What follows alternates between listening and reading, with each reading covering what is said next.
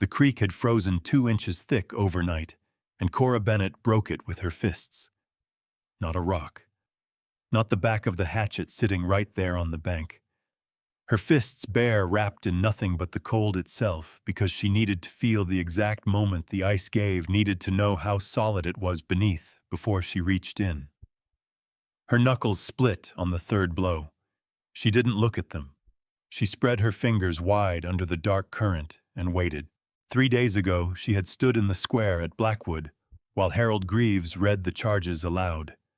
Misappropriation of the Winter Fund. Her name in his mouth like something rotting. Julian had stood beside his father and not looked at her once. Not once. The crowd had parted when she walked through them, not to let her pass, to keep her from touching them. She had walked north. What else was there? The fish hit her palm cold and quick. She closed her hand. Above her on the rock shelf that jutted 40 feet over the creek bed, a man stood with a long-barrel rifle aimed at the space between her shoulder blades. She had heard him the moment she came around the bend, the scrape of a boot heel on granite, the particular way sound dropped flat against stone in this cold. She did not turn around. If he meant to shoot her, she'd already be dead. Men who intend to shoot don't wait around to watch first. She pulled the fish out, struck it once against the ice shelf, and set it on the bank.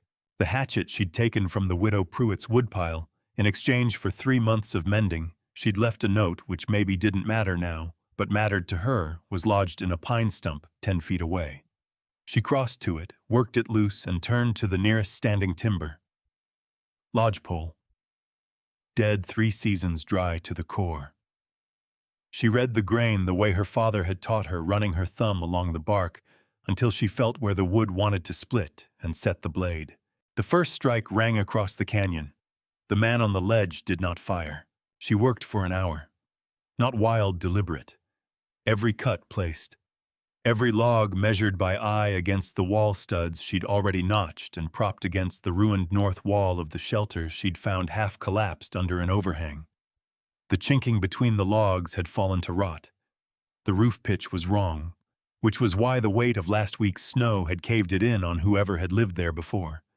She could fix the pitch. She'd need to split the ridge beam lengthwise first, then sister it with. The man had come down off the ledge without her hearing him, which was not easy, and meant he'd been doing it a long time moving through country like this. He stood at the edge of the tree line, rifle still up but angled low now. Not aimed. Held. He was large in a way the cold made larger, the kind of size that came from actual work, not threat. His face was wrapped to the eyes in a dark wool scarf. The eyes themselves were still. Cora drove the hatchet into the stump, pulled off her coat, and got back to work. He watched her notch a corner joint. Watched her test it, find it a half-degree off. True shave, it fitted again. Watched her carry timber twice her weight, without adjusting her balance wrong. She didn't look at him. She didn't have anything to say to him. After a while, she heard the snow compress under his weight as he stepped back. Then nothing. When she finally stopped to skin and clean the fish, her hands had gone a deep, ugly red. The sun had dropped behind the ridge. She had 3 wall sections standing, and the ridge beam roughed in. She looked up at the empty ledge. The man had left no tracks she could find past the tree line, like the mountain had folded him back in. She put the fish on the spit and sat close to the fire watching the dark above the creek, and did not wonder what he would do next for more than a breath or two before she stopped. She found the firewood before she found her boots. 3 in the morning, maybe 4, the kind of dark where you can't tell the difference between closed eyes and open ones. Something had pulled her up out of sleep, some shift in the pressure outside the walls. She lay still and listened. Wind. The creak of the new ridge beam settling. Nothing wrong. But she got up anyway. She opened the door, and the cold hit her chest like a flat hand. There in the snow, stacked chest-high against the outer wall, were more split logs than she could have cut in a week. Cedar and pine alternated the way an experienced man does it, cedar for long burn, pine to catch fast. every piece split to the same width. The stack was covered with a flap of bark shingle to keep off new snowfall. She stood in the doorway a long time. Then she went back inside, put water on, and got to work. She had 4 pounds of dried beans, a heel of salt pork, and the second fish she'd pulled through the ice yesterday morning. Not enough for a siege. The road down the only road she'd seen the tracks crossing it 2 days back. 4 horses walking slow the way men walk horses when they're not in a hurry, because they own whatever they're approaching. Julian's men didn't need to rush. They just needed to wait. She was not going to give them the satisfaction of freezing. The coat she'd been wearing when she left Blackwood wasn't built for this altitude. The lining had torn at the left shoulder seam 3 days in, and now she folded cold air against her ribs every time she moved wrong.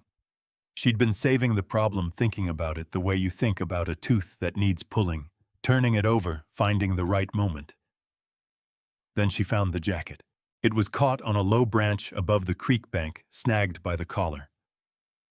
Wolfhide, the large kind, stitched together from 4 or 5 pelts, with the heavy cross-stitch of a man who'd learned to sew from necessity and not from patience. One sleeve torn clean from the shoulder. A dark stain across the left side that the cold had preserved but not erased. She unhooked it from the branch and turned it over in her hands. She knew whose it was. She'd seen the size of the man. Back in the shelter, she hung it near the fire to dry and laid out what she had. A sewing kit her mother had given her. 3 needles, waxed linen thread meant for canvas, and the particular knowledge her father had drilled into her at age 9 because he'd said, "A woman alone on the frontier who can't work leather is a woman who dies cold." She worked the seam back together from the inside out. The tear was clean, which made it easier. She reinforced the attachment point with a box stitch that would hold under pulling weight, the kind of load that comes when a man is moving fast through brush and the sleeve catches.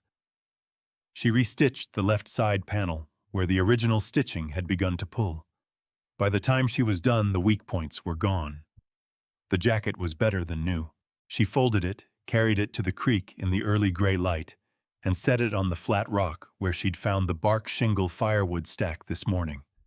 She went back inside without looking behind her. That afternoon, she heard nothing. The next morning, the jacket was gone.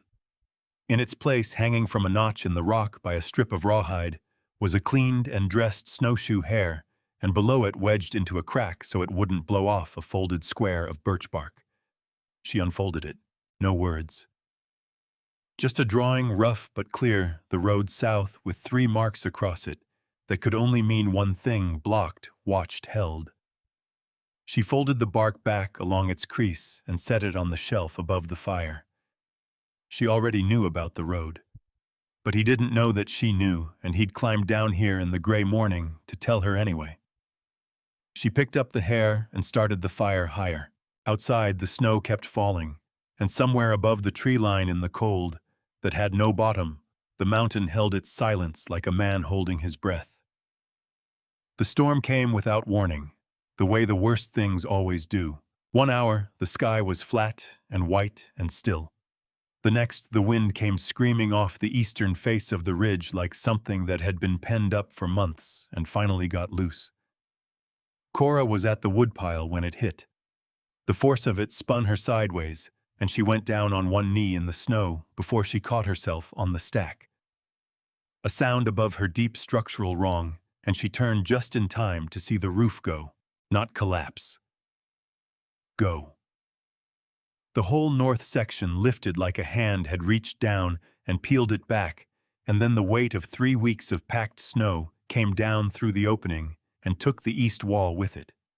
The ridge beam she had sistered and braced and trusted held for exactly 2 seconds before the load became too much, and it broke in the middle with a sound she felt in her back teeth.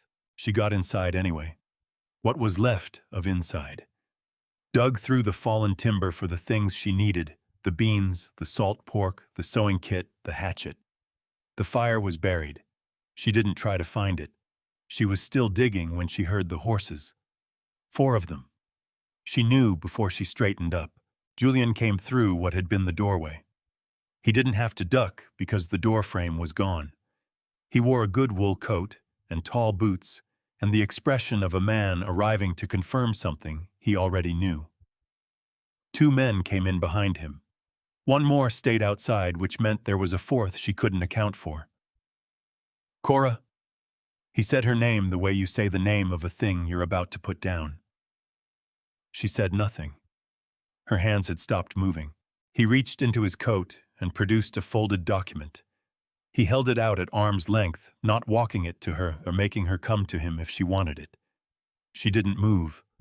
He dropped it in the snow between them. Mining rights, he said. Your father's claim on the South Vein.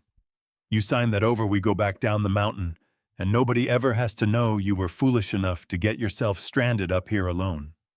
She looked at the document in the snow. He crossed the distance between them in 3 steps, caught her right wrist, and turned her hand palm up. She went rigid but didn't pull back. There was a man directly behind her and another to the left, and she had done the math already on the walk from the woodpile.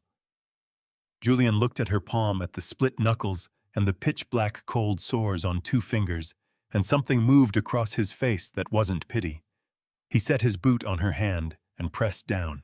Not enough to break. Enough to make the choice clear. Sign it. The document was in her other hand. She didn't remember picking it up. Her vision had gone very precise the way it went when the body understood what the mind hadn't caught up to yet. She could see every fiber of the paper. She could feel her own pulse against the inside of his boot sole. She did not sign it. He pressed harder. Her knuckles ground against the frozen ground beneath the snow. 3 seconds, he said. After that, I stopped being patient. One of his men pulled his sidearm and held it loose at his side. Outside, the storm tore at what remained of the walls.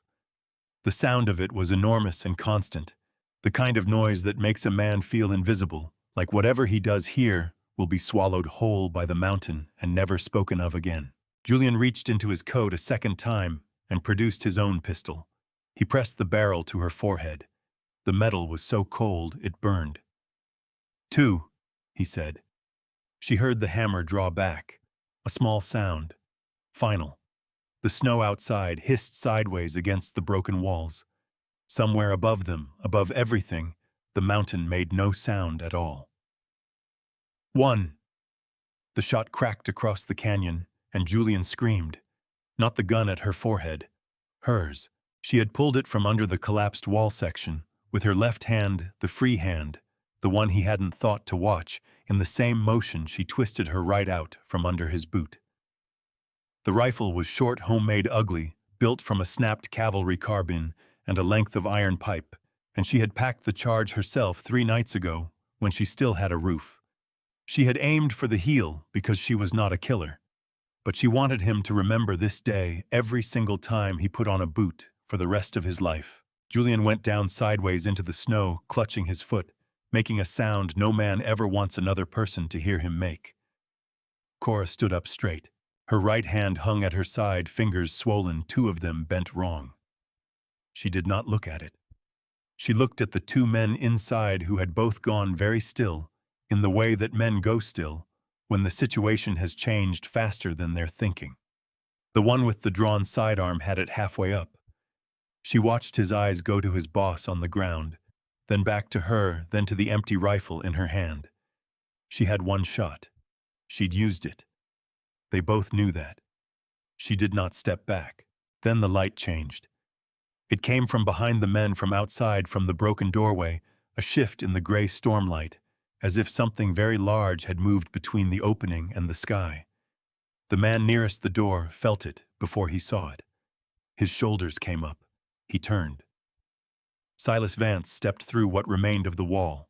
He had to angle his shoulders to fit the frame. Snow came with him, driven sideways by the wind, and it swirled around him and kept moving, but he didn't. He stood 6 feet inside the ruin rifle in his right hand, not raised, held down along his leg, casual, the way a man is casual about a thing he doesn't need to think about. His face was uncovered for the first time. The scars ran from his left jaw up through his cheekbone in 3 lines, old and pale against the wind-reddened skin. He looked at Julian on the ground. He looked at the 2 standing men. He looked at the one outside who had come around to the gap in the east wall and then stopped.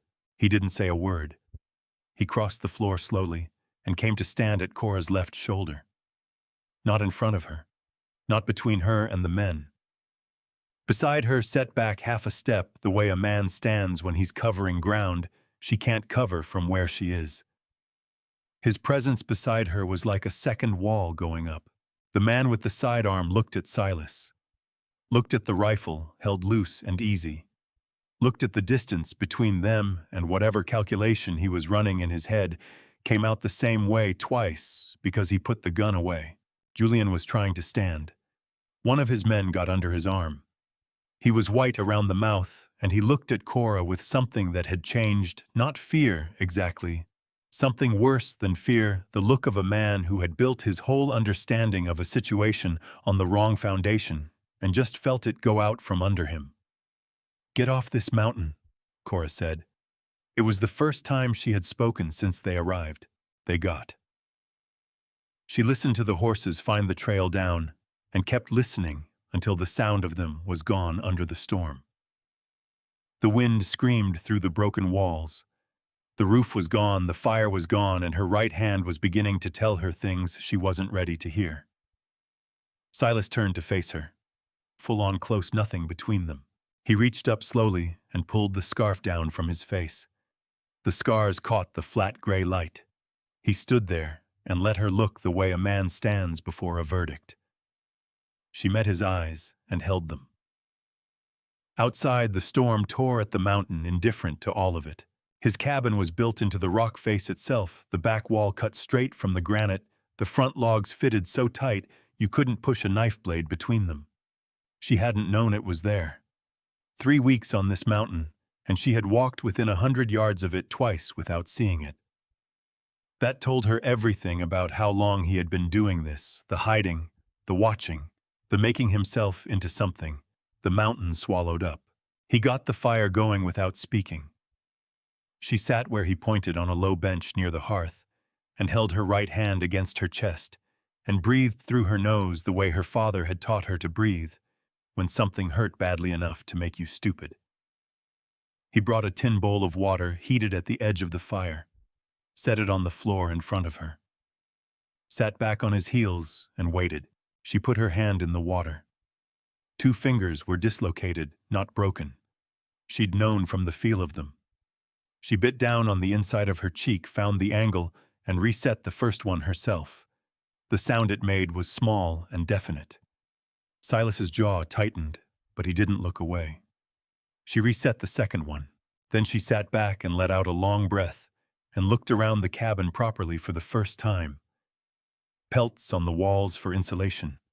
A shelf of tin cans labeled in a small, careful hand. Tools hung in order of size. A cast iron pot, well seasoned, hanging clean. In the far corner, a pile of old burlap grain sacks mended along one side with a heavy cross-stitch in waxed linen thread. She looked at that stitch for a long moment. He had followed her eyes. When she looked back at him, he was watching her with an expression she couldn't fully read, except that it cost him something to hold it. "You should have gone down the mountain," he said. "First week, before the road closed." "The road was watched the first week." He was quiet. "Then I know."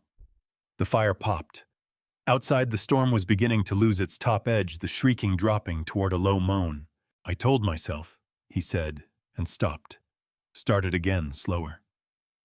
"I told myself you were somebody's wife come up here by mistake. Then I told myself you were a fool who'd be gone in 3 days." He looked at his hands.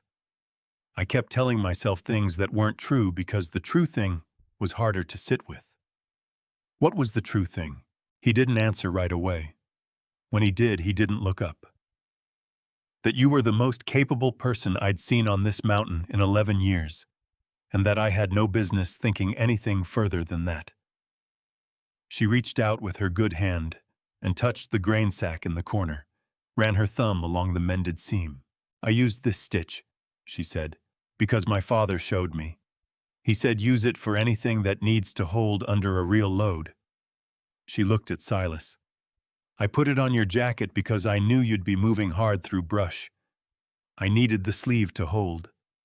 He said nothing. I've been leaving coffee at the flat rock above the lower creek since 2 winters ago, she said. When I was still in Blackwood, before any of this. She watched his face. I came up here in late autumn to check the wolf snares my father left on this ridge. Someone had been dismantling them, carefully so as not to trigger them, taking them apart and stacking the pieces so they could be found. She paused. That takes a long time, longer than it takes to just walk past.